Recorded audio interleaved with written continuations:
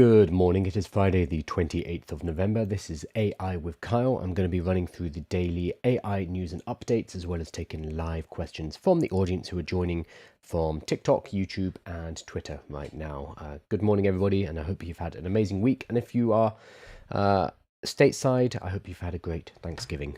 And you're probably not watching this right now because you're in a turkey hangover, and I envy you. That sounds fantastic. So, not much news yesterday that we're covering today, primarily because we had such a busy week of news last week with Gemini. I mean, Google were just knocking it out of the park. We had Gemini 3, we had Nano Banana Pro, we had anti-gravity, we had updates to Notebook LM. Like, Google just dominated.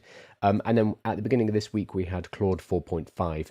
It's now gone relatively quiet. It is Thanksgiving, and most of the American models, I think, are having a bit of time off before I imagine we get some more releases in December with the 12 days of Shipmas. So what I want to look at today are a couple of reports that have come out. We've got one, which is an MIT study finding that AI can already replace 11.7% of the US workforce. We're going to look at why that is nonsense. And then we've got another one, which comes from McKinsey, which is being reported as AI agents and robots are ready to automate about 57% of work hours in the US. That one's a little bit more accurate, but still problematic. We're actually going to look at the reports. I'm going to give you links to those reports in the newsletter as well, because I had to track them down. They're a pain in the ass to get, honestly, and you have to sign up for them. So I'm just going to give you the PDFs directly in the newsletter, so make sure you signed up. You can do that on my website, AI with Kyle. But I just want to look at headlines, because headlines are used to grab our attention. That is exactly what they're for. We've had clickbait for a long time. It's just been in the form of headlines. And what we do with them is we simplify and we exaggerate and we make something sensational when generally it is not that exciting. So this is now an MIT headline about MIT study finds AI can already replace 11.7% of the US workforce. You read that and you assume, okay, wow, 1 in 10 people are going to be out of their jobs very, very shortly because of artificial intelligence. So there might be. They might actually be, but not because of this research, because this research and the way it's been reported is problematic, especially this headline here. So funnily enough, I've seen people discussing this saying, oh, look, MIT have changed their mind, because I think it was beginning of this year, there was another study from MIT NANDA, which was saying 95% of AI pilot projects fail. That was an incredibly flawed study. It wasn't a very good study. It wasn't even a study, as a report. And that 95% was taken out of context, and it was used to argue against artificial intelligence and how successful it's been deployed. And now we're seeing exactly the same thing with this new headline. It's going to replace 11.7%, being used to argue that AI is very effective. And they both come from MIT. So people are like, oh, MIT don't know what they're talking about. In both of these cases, the reports, nobody's reading them. They are just taking the headline figures and they're running with those figures without applying any critical faculty. So we're going to try and do a little bit better. We're going to look at these numbers because it is not what it seems. And I'm sorry, but statistics sometimes we need to allow to get in the way of what we want to be true. So here we go. MIT study finds AI can already replace 11.7% of the US workforce. This is the CNBC headline. This is incorrect. They either don't understand the study, they don't understand statistics, or Miss McKenzie Sigalos is being willfully obtuse in order to get a headline that's going to get people to click on it and talk about it, which is what we're doing right now. Very dishonest. So Massachusetts Institute of Technology released a study that found that artificial intelligence can already replace 11.7% of the labor market. No, they did not. The study was conducted using a labor simulation tool, yes, called the Iceberg Index, which was created by MIT. Yep, that's fine. For lawmakers preparing billion-dollar reskilling and training investments, the index offers a detailed map of where disruption is forming down to the zip code. Okay, that's fine. It's that headline that we have problems with. It is not talking about 11% of the workforce. So Massachusetts, MIT on Wednesday released a study that found that artificial intelligence can already replace 11.7% of the US labor market. So they're being a bit more cautious there, instead of saying the workforce, or as much as $1 trillion in wages across finance, healthcare, and professional services. Okay, first point, this is just finance, healthcare, and professional services. So it's not the whole workforce of the US. So, all right, we've already got a bit of a problem here. We're looking at a particular set of industries, not the entire economy. The study was conducted using a labor simulation tool called Iceberg Index. So you can actually find it. If you go to iceberg.mit.edu, you can find Project Iceberg. And you can find also the original paper, which is called the Iceberg Index, Measuring Skill-Centered Exposure in the AI Economy. Much less of an exciting headline, because the reality is not as sensational as it's been made out to be. So what they do with the Iceberg project, which is really cool, is they basically simulate the US economy. So they have agents which act as humans working within this economy, and they see, oh, what happens if we put these 13,741 agents kind of up against each other and simulate what that would look like moving forward. So it's a simulation. This is not reality, but the methodology behind it is very, it's fascinating what they're doing. So the human population right now, is it 9.4 trillion? Oh, that's really confusing. It says human population 9.4 trillion. It means the US labor force is worth $9.4 trillion with 151 employees. That's very confusing, MIT. Come on, you can do a bit better than that. But they've built these 13,000 agents which compete against each other. They work with each other, and they simulate what the economy could look like. And they run multiple simulations, and then they see which of these simulation seems most accurate, the averages, etc. I imagine, I need to dig into it, but I imagine that 11.7% is also their most dramatic. Now, the thing that we need to talk about, oh, this is also wrong. It treats the 151 million workers as individual agents, each tagged with skills. No, it doesn't. They specifically have 13,000 agents. My God, CNBC, this is poor. I'm not a journalist, but I can see the problems here. So, okay, the big thing here, and why we need to be really, really careful, is they're not talking about 11.7% of the workforce. They're talking about skills. So they're talking about skill exposure. Every single job is made up of different skills and different tasks that we do on a daily basis. So for me, for example, I sit down and talk to camera. That is one skill, that is one task that I do. Around that, there might be the fact that I set up my lighting and my sound equipment. That's a different skill and task. I could hire somebody to do that, but I do it myself. Around that, there's the fact that I am researching and finding these articles. There is posting on social media. There is, I've got to do some bookkeeping later. These are all different types of tasks. And most jobs, all jobs, consist of all these different components. Even if you are a doctor, you are not doctoring 100% of the time. You are also filling out paperwork, dealing with, regulations, doing rota stuff. Like the other tasks around your core job exist in every single career. So that's what they're looking at here. What they have found is there is exposure to these tasks. So here we go. Artificial intelligence is reshaping the $9.4 trillion labor market with cascading effects that extend far beyond the technology sectors. Yes. When AI automates quality control in automotive plants, consequences spread through logistics, networks, supply chains, and local service economy. So this is the second, the third, the fourth order consequences of bringing artificial intelligence in. This is generally not what people think about. People think about, oh, what's it going to do to my job? Very specifically, whereas you need to actually think both larger and smaller. You need to think, oh, what's this going to do to my company? What's this going to do to my industry? So not just, oh, is this going to take my Excel work away? But what does this mean if it takes all the Excel work away for all of my company? What does this mean if this takes away all of that Excel work for my whole industry? Suddenly, do we need 20% less people in the industry? And that has downstream effects.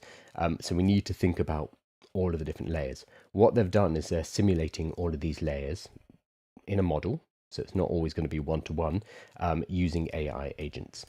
So they say traditional workforce metrics cannot capture these ripple effects. They measure employment outcomes after disruption occurs, not where AI capabilities overlap with human skills. Project Iceberg addresses this gap using large population models to simulate the human AI labor market. Really cool. Representing 151 million workers as autonomous agents executing 32,000 skills across 3,000 counties, okay, not countries, and interacting with thousands of AI tools. It introduces the Iceberg Index, a skill-centered metric that captures the wage value of skills AI systems can perform. And the index captures technical exposure. This is what we're talking about here, where AI can perform occupational tasks, not displacement outcomes or adoption timelines. They are specifically saying in their abstract, this is not about displacement. This is not about how many jobs are going to be displaced by AI. They're saying this is about technical exposure. So every single job will have all of these different tasks, all of these different skills that you do on a daily basis. 11.7% of those tasks and skills on average are going to be exposed. Very different. This is very different to 11.7% of the workforce can be replaced by AI. This is why we need to read stuff. Analysis shows that visible AI adoption concentrated in computer and technology represents only the tip of the iceberg. Now, this is important. Technical capability extends far below the surface through cognitive automation spanning administrative, financial, and professional services. This exposure is fivefold larger and geographically distributed across all states rather than confined to coastal hubs. So this is the important part here. The use of AI is not only in computer stuff, it's not only in technical stuff, it's not only in code. That's where we're seeing a lot of it impacting. We're actually going to talk a bit later about the jagged edge, and I'm going to talk about this graph and how AI progresses at different rates in different industries. What we think about it is, oh, it's coming for coders' jobs, it's coming for people who work with computers. What this report is showing is like, yes, it might hit there first and it might have a lot of impact there, but then there are going to be cascading consequences from that which are going to affect the entire labor market. So that's the bit we need to be worried about, the second, third, fourth consequences, order consequences. Technical capability extends far below the surface, so it's not just playing with computers, but it's going to be administrative, financial, professional services. This exposure is fivefold larger than we expected, and traditional indicators such as GDP, income, and unemployment explain less than 5% of the skill-based variation. Underscoring why we need new indices to capture exposure in the AI economy. Okay, that's fascinating. So using our current kind of static numbers, like, what percentage are unemployed, what is our GDP, no longer is sufficient because AI has these cascading effects. So they're trying to build in a new metric that we're going to be using. So what I'm going to do is I'm going to give you this report. I'm going to surface it so you don't have to go digging for it, so you can read about the iceberg index. But what I really want to emphasize is when you see a number like this coming from CNBC, MIT study finds AI can already replace 11.7% of the US workforce. Don't just react to that and think, oh my God, 10% of jobs are gone. They are misunderstanding or they are lying. I don't know if they're doing this cynically because they want the clicks, or I don't know if they are just not very smart, but they have not looked at the paper. It's about technical exposure. So it means 11.7% of the tasks that people do on a daily basis might be exposed technically, rather than 11.7% of jobs. Subtle but incredibly important difference. We're going to talk about another one in a moment because McKinsey have also come out with a shocking report, which again is problematic, and it's also a very different number to what MIT is saying. And then I want to show you a book that I think everyone should read called How to Lie with Statistics, because it's a fantastic book. But first I'm going to hop over to some questions to see if there are any. I'm paying $8,000 to the first 5 people to message me.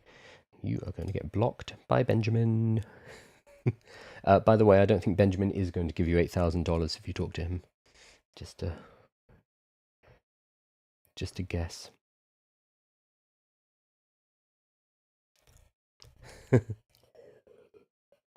Espen says, get rid of the purple on your site. Way too common in vibe coded sites. So funnily enough, I've been using the purple since before vibe coding. In particular, this purple emoji. That's what I use in my email newsletters. I can definitely get rid of it in these gradients, 100%.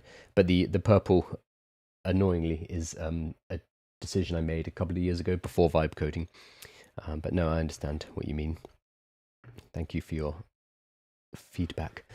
Right, I'm going to have a look at the next one, which is McKinsey. It's getting worse day by day. An increasing number of studies are reaching serious conclusions. This is Chubby. Chubby does good stuff, but this is still over-egging it a bit. Most of the roles at risk, about 40%, involve the kinds of drafting, processing information, and routine reasoning that AI agents can do. So this is pointing again to a headline. So this is a tweet pointing to a headline, which points to an article, a report. To actually get the report, you need to go. It's very hard to get. So the tweet points to the article. The article does not point to the original paper because they don't want you to actually bother reading it. So you have to go and find it yourself, which I could only do because they mentioned the name of it somewhere. And then you need to go on the website. There we go. The paper is called Agents, Robots, and Us. They do not link to it, which is, again, terrible journalism. And this is the Times. Guys, come on. And then once you're there, you need to sign up for a McKinsey account. You need to give them details. You need to fill out a registration, and then finally you get the PDF. I've gone through all of that and got the PDF for you. I will put it in the newsletter so you can just access it directly. Look at this. No nonsense. So you'll be able to get it in the newsletter tomorrow. So again, I've scanned this. I've gone through it. I have not read it in detail because I only downloaded it half an hour ago, but it's very similar to the MIT finding, where we are seeing this being over-egged again. So we see AI will replace half of American jobs, but what they're looking at are the number of skills that are the skills and kind of time usage within a job, which is potentially exposed to artificial intelligence. So just because a percentage of your job is exposed and can be, you can use AI with it, does not necessarily mean the job itself is at risk. In the same way that starting to, go from paper records to doing stuff on Excel did not necessarily put the job at risk. It just made it a bit more efficient. That is not to say that jobs are not at risk. I firmly believe they are. And we're going to have a massive shake-up. It's just we need to be careful of these headlines, and we need to be careful of newspapers and influencers who are not reading the actual report. So again, I'm going to give you this report inside the newsletter so you can actually have a look at it. If you don't want to do the reading, all you generally need to do is read the abstract. This doesn't have an abstract because it's not a scientific paper, but the abstract and the introduction, that is generally sufficient to realize that the headline is a load of nonsense. The other thing you can do is you can take these papers, you can throw them into ChatGPT, you can throw them into Gemini, and you can say, hey, here is the PDF, and here is the headline. The headline is AI could replace 40% of American jobs, and here is the PDF. What do you think? Do these align? I actually did this with Gemini. I gave it the PDF. I said, AI could replace 40% of American jobs, says report, check for veracity. And it said, based on the provided report, the claim that AI could replace 40% of American jobs is incorrect and a misinterpretation of the data. The report explicitly states that its findings are not a forecast of job loss. So the paper itself says this isn't about job loss. And instead it focuses on how individual tasks and skills change within a job. So exactly the same as the MIT paper. So if you don't want to read your way through, I think it's 60 pages or so. Yeah, 60 pages. You can always ask AI and get it to compare to the particular headline. So we can be smart about this. If you want to increase your BS detection, I highly recommend this book. It's called How to Lie with Statistics. It basically goes through how statistics can be manipulated. It's a very easy read. It's also a tiny little book, but it will equip you with the kind of critical tools to be able to look at these headlines and be like, what are you doing here? What are you up to? Because a lot of the time they are basically BSing us, because that's what sells papers. Hilariously, one of these articles is also written by AI. Oh, I've actually closed it, but one of these papers talking about the impact of AI on job loss was written by AI and then edited at the end, and it says it at the bottom, so it's like, it gets ironic. I'm going to hop over to some questions.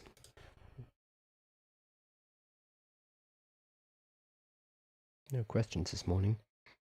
Just someone trying to scam people. That's fine. Let's have a look at the jagged frontier. So there's this idea in artificial intelligence. We're going to look at one of the founders of the idea, or one of the progenitors of it, in a moment. There's this idea of the jagged frontier. So we tend to think of AI and AI advance as a monolith, whereas that's not really the case. This leads to blind spots because it's racing ahead in some tasks, whereas in others it gets kind of stuck, and people aren't seeing improvements. That's why when you talk to people, maybe you use AI on a daily basis and you find it incredibly valuable, but sometimes you'll talk to people and they'll be like, yeah, it's, I don't find it very helpful. It doesn't really help me in my job. I don't see the point of it. Some of that will be psychological blocks that they don't want to experiment with it, but some of it will be genuine use cases where AI is not very good at yet. So AI is very good at certain tasks, generally the tasks that we train it for, the ones that we do pre-training and post-training on, so things like coding. Because coding is such a highly valuable task, and because it's engineers working on this task, a lot of time, energy, and money has been put into making them very, very, very good at coding, at programming, especially models like Anthropic, which is basically, they've just made Claude extremely good at programming.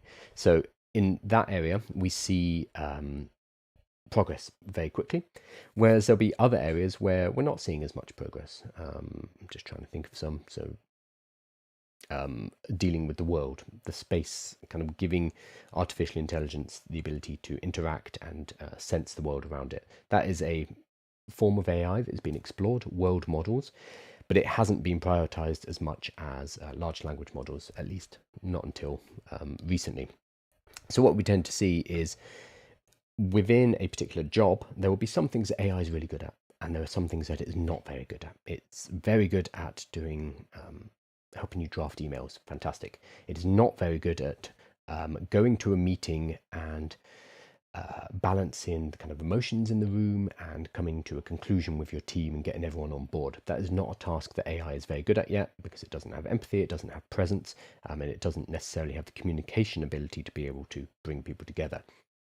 But these are all part of a particular job. So the Jagged Alliance is a Jagged Alliance. That's a video game. The Jagged Frontier is about different rates of improvement in different parts of your job. So we have this kind of period here.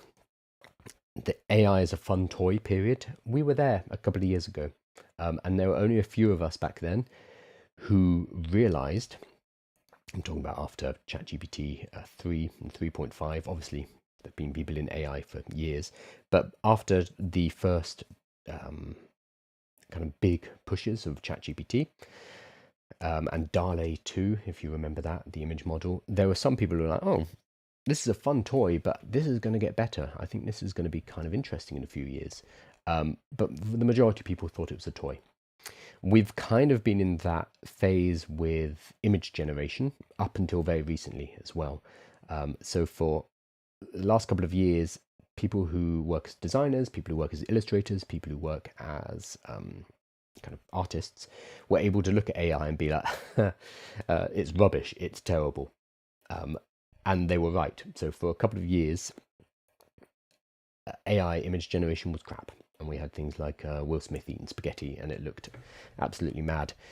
However, it's got better and better and better and better. And you've seen the arguments from people who create art, people who create designs, graphics, illustration, go from, oh, AI is rubbish, to, oh no, AI is actually quite good and it can do what I do. I need to fall back onto other arguments against it, like it's unethical, it's stealing from artists, it uses huge amounts of electricity, so it's unenvironmental, or it will destroy jobs because there won't be any jobs for designers moving forward because AI will do the majority of the commercial work. So they fall back onto other arguments. And we see this again and again and again in different spheres. It's just very visible in the world of AI art.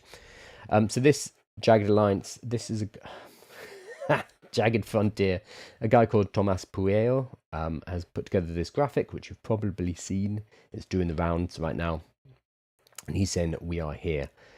So AI starts as a fun toy. AI is helping me with some tasks. This was a year or so, a couple of years ago. The AI is a jagged frontier. Sometimes it's amazing, sometimes it's dumb. Yep, that's kind of where we are. And then here, and then the AI is unbelievably intelligent, but for some reason it fails at X. In this case, it's this little task here. Things that it can't do, things that it struggles with, stupid things like counting the R's in strawberry, counting the number of fingers on an emoji hand, filling a wine glass to the brim, although now Nano Banana does it. But increasingly that space becomes smaller and smaller, the things that AI can't do. And then eventually we get to a point where the abilities of AI are surrounding what our job is. So this circle is our job and the tasks that we do. And once we hit this kind of AGI level, which is fuzzy, we don't necessarily have a good definition of that, then it won't really matter. This jagged frontier will continue, but it will consume our entire jobs, our entire tasks anyway, so it doesn't matter from a practical point of view. So you'll probably see this chart going around and about. I will put this in the newsletter. I just wanted to bring in Ethan Mollick's response. So as one of the authors of the original Jagged Frontier paper, I think this undersells how jagged AI is, and likely will be, at even the level of individual jobs. Having a couple of critical tasks that AI cannot do creates deep bottlenecks, especially as the shape of the frontier is unknown. So he's saying that once you have a bottleneck, that actually impacts the kind of other expansions. So let's say this is a bottleneck here, then this might actually decrease the ability for other areas, other tasks within your job to expand outside of the frontier. So he's saying it's not quite as simple. I will put all of this in because it's a very interesting discussion.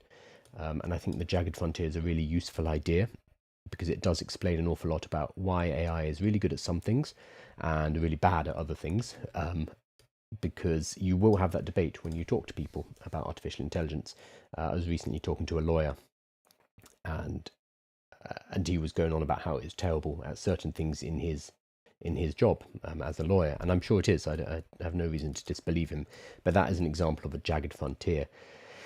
But what people who don't like AI tend to do is they will hyperfixate on these areas where AI is not good, and use that to chip away and say that all of AI is useless. Or kind of a disingenuous argument you see a lot is they will say it is not true AI, it's a large language model. What they're meaning by true AI, real AI, or they'll say it is not AI, that's because they are using the word AI to represent AGI, or strong artificial intelligence. Again, it's an argumentative trick and it's a little bit disingenuous. It's also wrong. AI does exist. It is a field of study that has been around since the 1950s, and an idea that's been around even longer than that.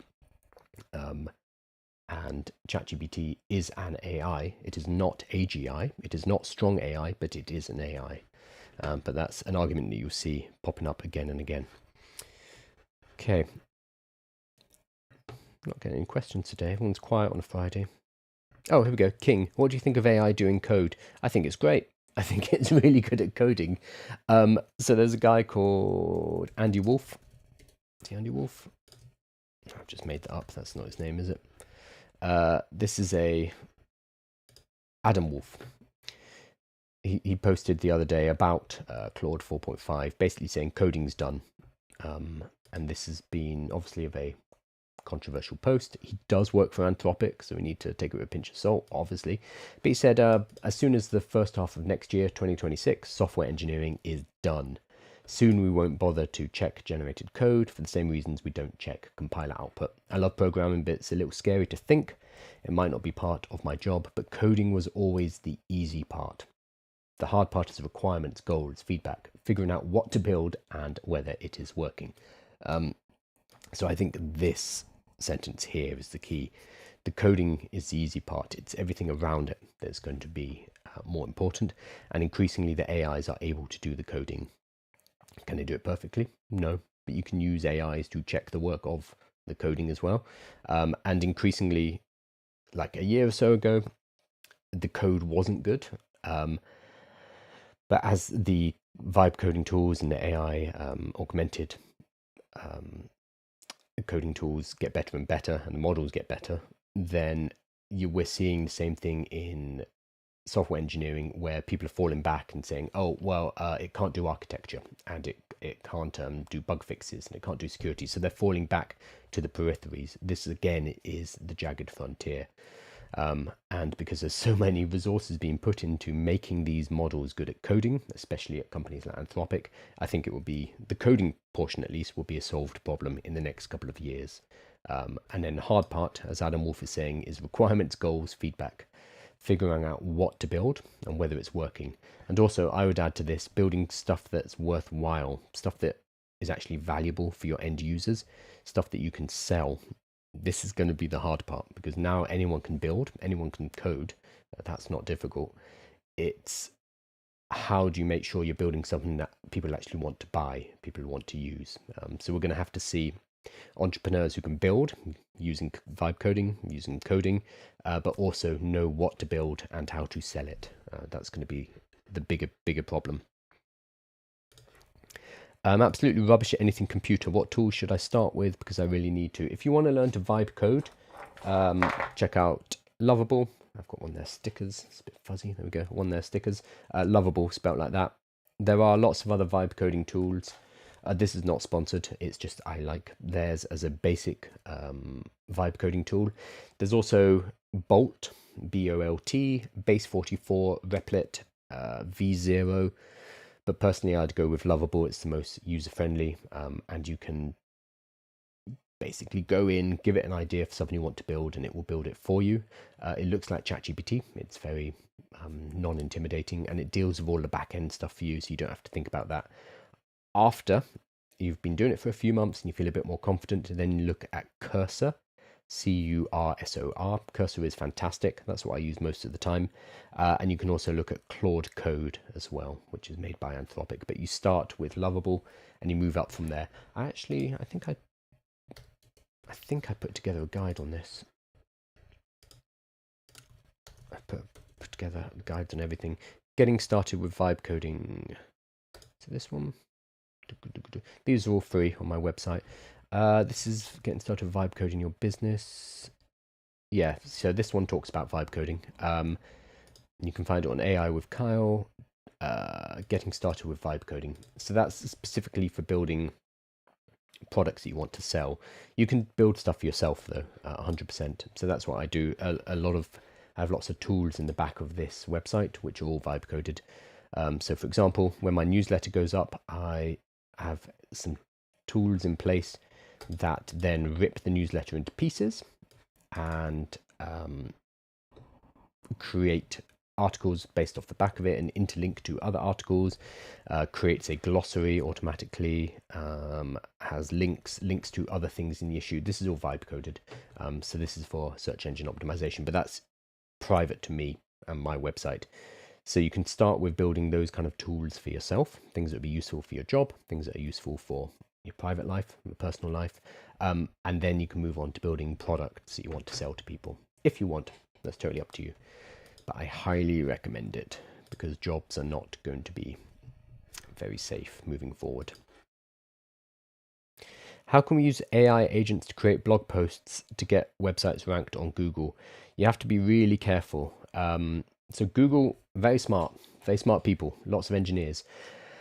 They will deprioritize AI generated content. It's a bit of an arms race though, because so much is AI generated right now. What I highly recommend you do is you start with human content. So what I'm doing right now, I can show you behind the scenes. What I'm doing right now, talking to you, allows me to generate a whole bunch of content for my newsletter and for blog articles. So I'm going to talk to you guys for an hour. This is all recorded. It all goes onto YouTube. Cool. Great. What we do is we grab the transcript from that, from the hour-long live. So what I'm saying right now, and we turn it into a newsletter. So this is this morning's newsletter, for example. It has all of the stories I covered. It has the kind of the embeds, the graphics, explaining basically what I talked about. This all gets generated. This then gets ripped up into smaller stories. So this is the newsletter that you can see. That's my final newsletter. I can then, in the background of my website, extract the stories from the newsletter. So I pull it to pieces. Oh, story validation failed. Okay, it broke because, of course, we're doing it live. Oh, wait. I'm doing something else in the background, so I shouldn't be doing this right now. But this will extract all the stories from my newsletter, and it looks a bit like this. There we go. So it will pull the stories. I can then expand them out using artificial intelligence into full pages like this. So it creates a TLDR, it embeds my YouTube video, it expands the story out using my words.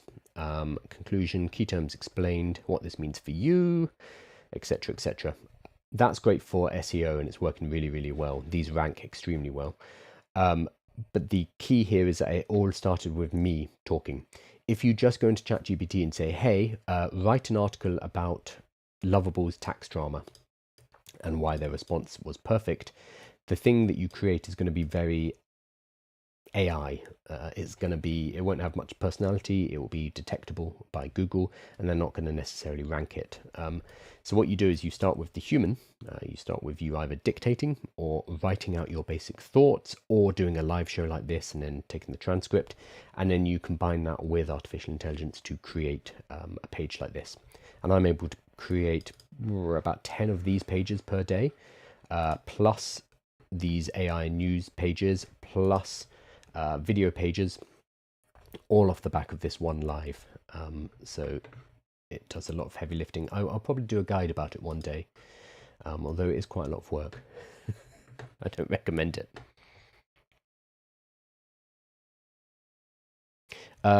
Roji says, lovable cursor and what, please? Claude Code. So Claude Code is probably the top one, but it's a little more technical to use, at least the setup. So I'd recommend starting with Lovable. Why should be bothered to read something nobody could be bothered to write? See, this is exactly my thought as well. If you just mass generate articles using ChatGPT, what's the point? What's the value for people there?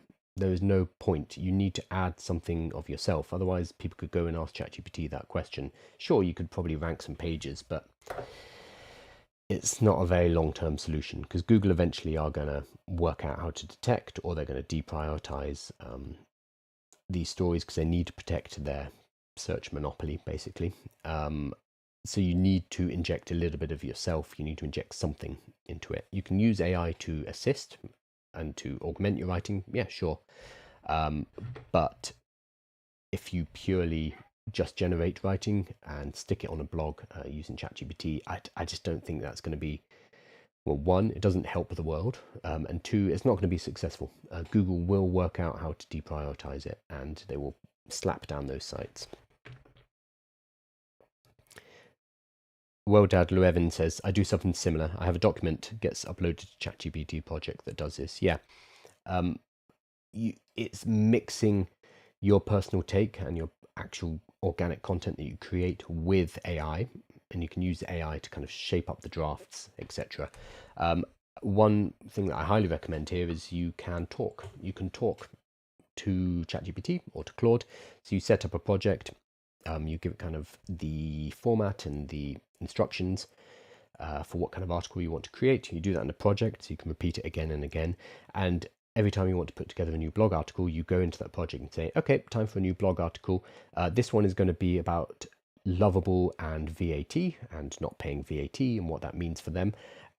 Let's start with you interviewing me, and the project will interview you about your thoughts. It's like, okay, well, what do you think about Lovable's VAT? Did they respond well to that? Should they, companies that are based, that are US registered but working out of Europe, should they pay VAT? Blah, blah, blah. So it'll ask you all of these questions, and you are going to answer using your microphone as if it's interviewing you in order to get your personal opinion into the AI.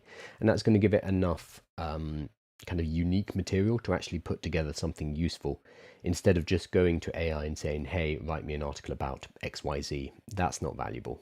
So if you don't want to write, that would be the way to do it. You do voice recording.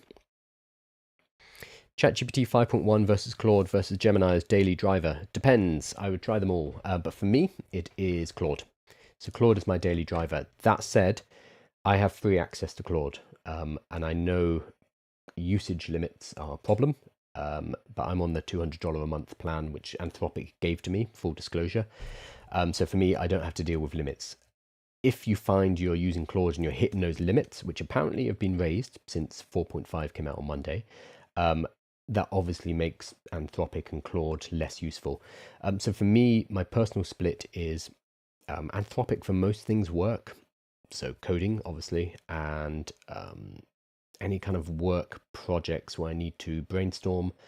Let's say I'm putting together a course, I would do all of my thinking and scaffolding in Claude. And then I use ChatGPT for kind of more personal stuff, for things like travel, looking up stuff about video games, recipes. So that's my kind of personal artificial intelligence. Main reason being the persistent memory is really good in ChatGPT. So it knows already what I'm asking about.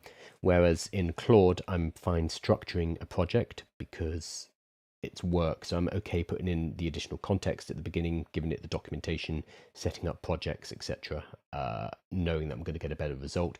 Whereas in ChatGPT, I don't want to do all of that because it's mainly for personal projects. So for me, that's my split. ChatGPT for personal and Claude for professional.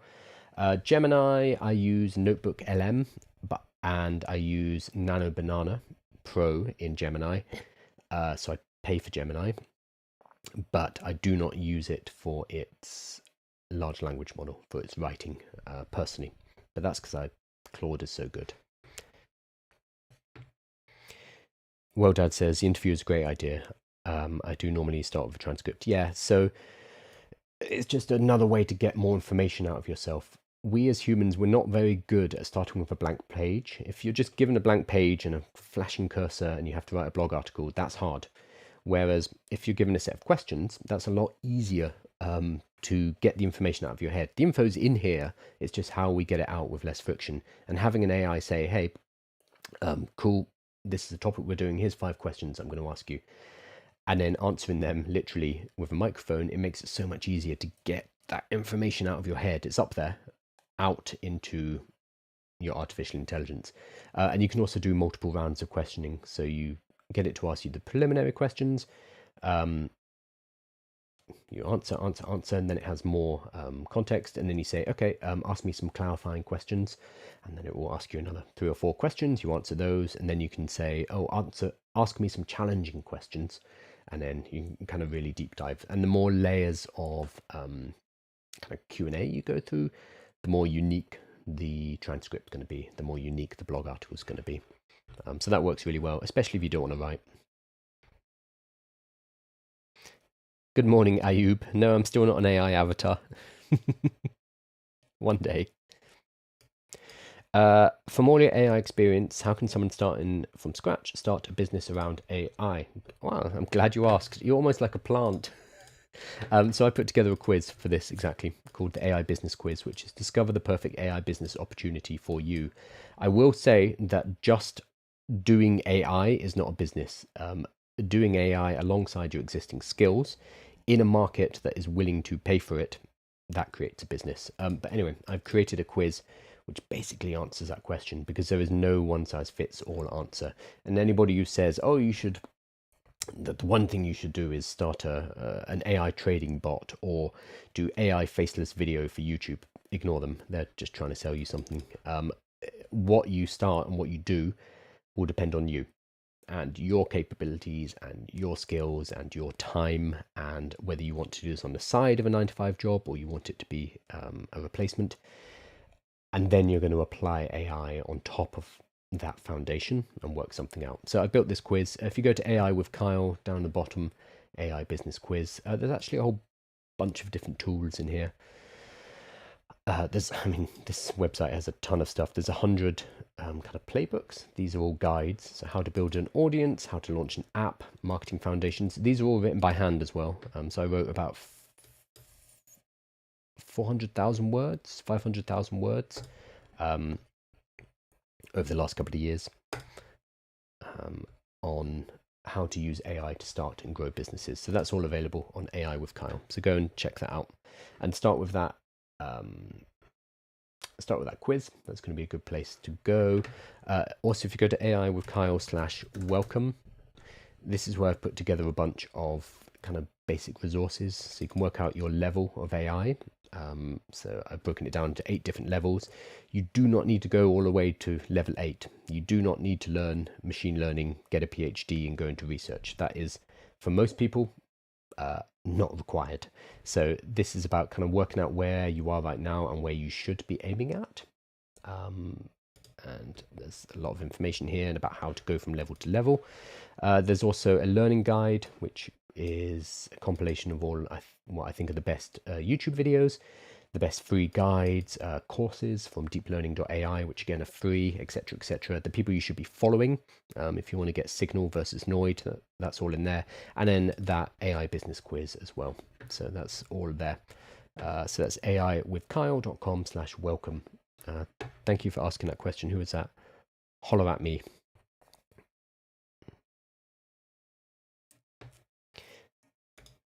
Oh, Theodore's going to get blocked. Bye. This is interesting. This is a new, I haven't seen this before, but on TikTok Live, people keep coming and saying, I'll give you money if you message me. Hopefully I don't have to say this, but if somebody tells you they'll give you free money, if you DM them, they're not going to give you free money. I hope you know this. Right, let me move on to this. So Deloitte. Poor Deloitte. No, I mean, it's their own bloody fault. So Deloitte have been caught again. Oops, I did it again with AI. So a couple of months ago, we found out that Deloitte had sent a research report to the Australian government, charged them 440,000 Australian dollars, and it was full of AI errors. It had hallucinations. It had made up footnotes. And the Australian government, or somebody who was investigating this report, kind of checking it out, went to go and contact the people who were cited in these footnotes, because there was apparently there's an academic genius who was right there in Australia, the University of New South Wales, I think. So they're like, oh, I'm going to go and contact them and talk to them for comment. Did not exist. They did not exist. Deloitte had created a report using AI. We don't know which one, but using an AI, and then not fact-checked it. And they had to refund a portion of the report to the Australian government. They didn't refund it all, but a portion of it.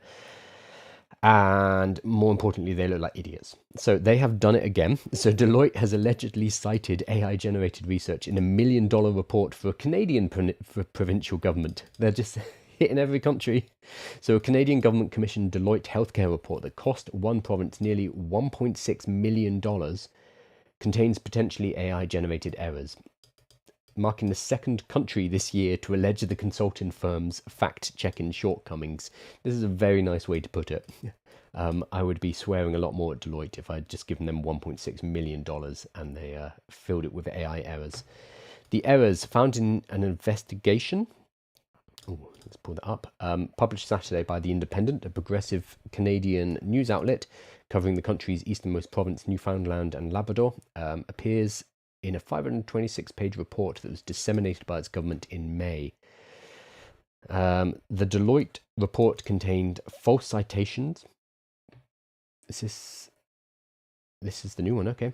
Pulled from made-up academic papers, so it's exactly the same problem as in Australia, to draw conclusions for cost-effective analyses, and cited real researchers on papers they hadn't worked on.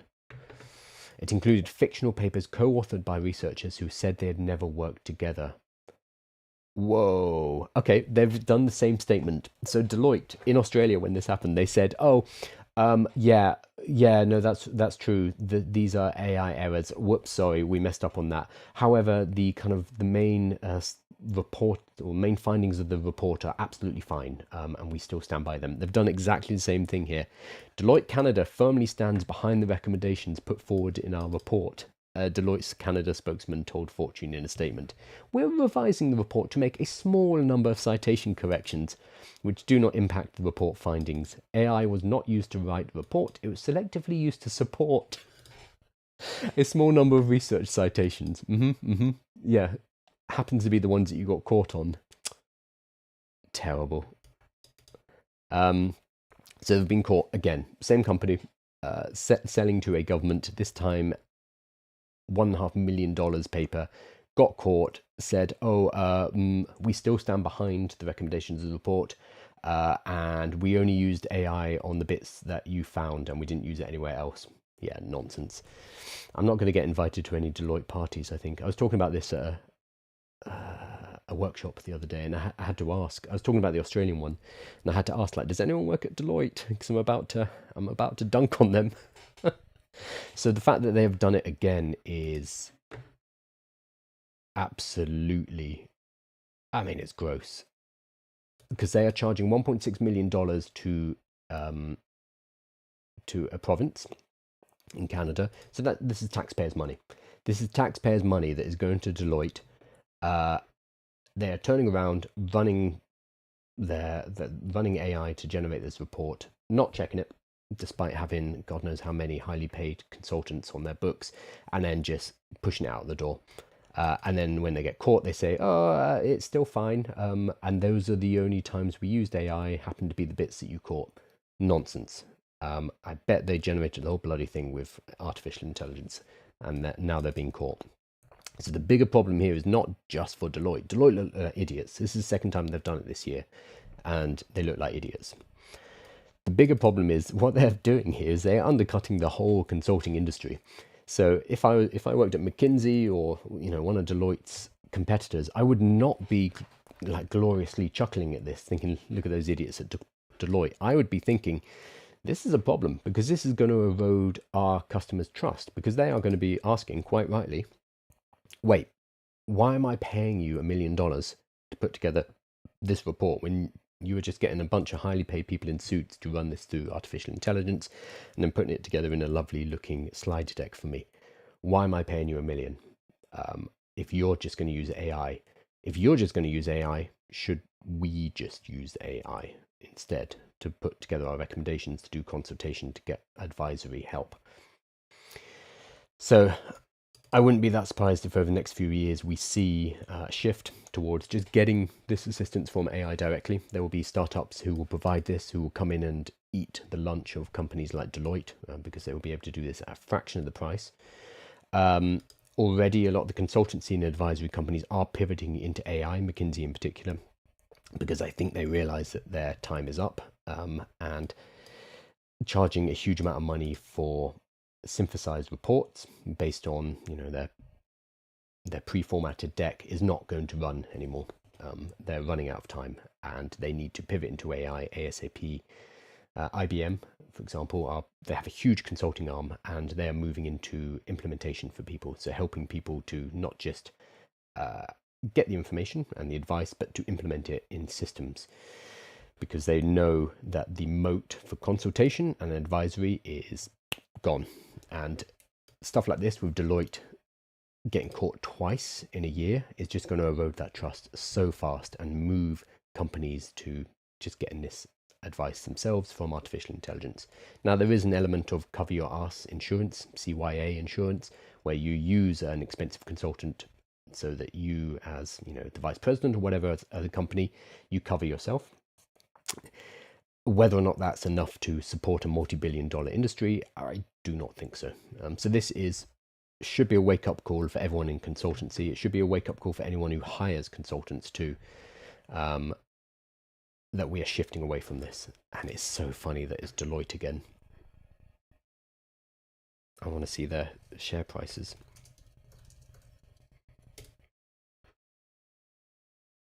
Deloitte does not... Oh, it's a private company. Really? Okay, well, that's good for them.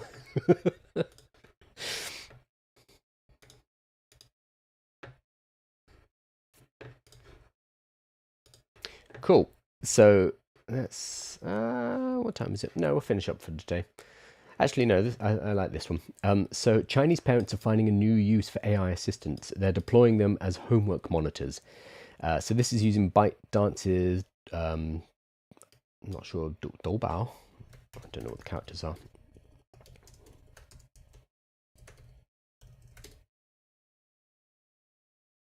Not even seeing it there.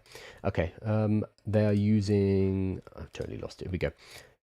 So Chinese parents are finding a new use for AI assistants. They're deploying them as homework monitors. So here's a setup with ByteDance's Doubao AI. Parents start a video call and they aim the camera at the kid with the prompt, "Hey, watch my kid. Remind him when he loses focus or his posture slips." So it's able to see when the kid's like, I don't know, pulls out a phone or puts down his book or wanders off. And then the phone, or the AI assistant in this case, will yell like, "Hey, oi, pick up your pen, get back to work." The AI tutor goes to work. "Stop playing with your pen. Focus on homework. Sit up straight. Your posture is off. No falling asleep at the desk. Sit up and study. Do not lean on your hand. Don't chew your pen.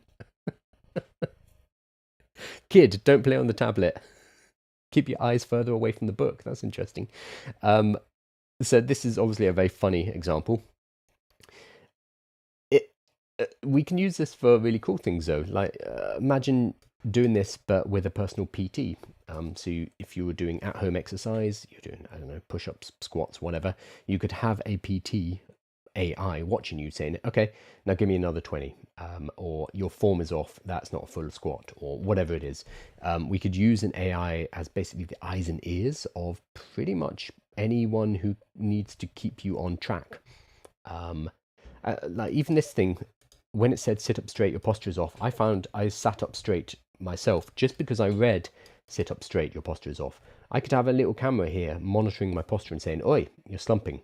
And that would be kind of a useful product. Like I can imagine people paying for that. Just a little camera sits, watches, and keeps an eye on you and tells you if you're slumping, or it helps you kind of keep focus. I think that would be really, really cool. So this is a funny video, but also an awful lot of potential, a lot of startups that could be started off the back of ideas like this. Again, too many businesses, too many ideas, too many opportunities with artificial intelligence right now. The question is not building it, because I think I could build something like this very quickly. The question is how you market it and distribution, how you turn it into a business. That's going to become the increasingly more important task.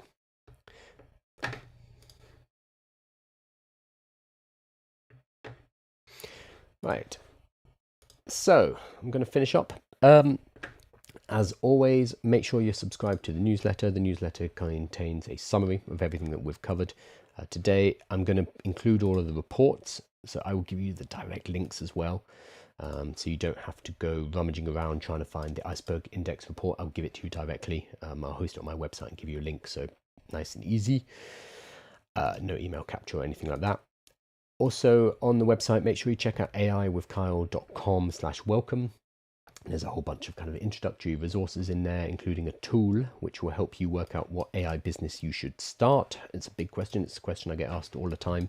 So I built a tool to help you work that out yourself, and also an AI learning guide of top resources and the levels of AI. I have also, I was up until last night building this, I've built a new prompts database. So over my catalog of playbooks, I've written about 100 playbooks. I have apparently 812 prompts. So you can split them up. So like AI tools. I need to create launch messages for communities. I need a waitlist system for my existing landing page. All my prompts are now available. So you can copy them and you can use them for business usages. And each of them, I find prompt databases are not very helpful generally because they are just, there's no context to them. It's just, here's a prompt that might be useful. But what's different here is you can actually get into the playbook that exists, that uses that prompt, and you can see it in context. So this is a whole playbook about how to set up landing pages, for example, and it includes the prompts here. So hopefully it's a bit more useful than just a random database of prompts. But that is available on the website as well. This is something that I'm still building though, so I will release it properly over the next few days. So make sure you're subscribed to the newsletter for that.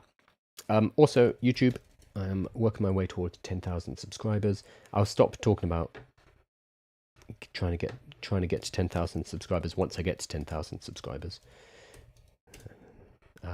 We are at 9,764, so we are so close. So if you can subscribe on YouTube, that would be awesome as well. So newsletter, YouTube. I will not be back tomorrow because it is the weekend. I will be back on Monday. So I wish you all a fantastic weekend, and I'll see you next week. Cheers, guys.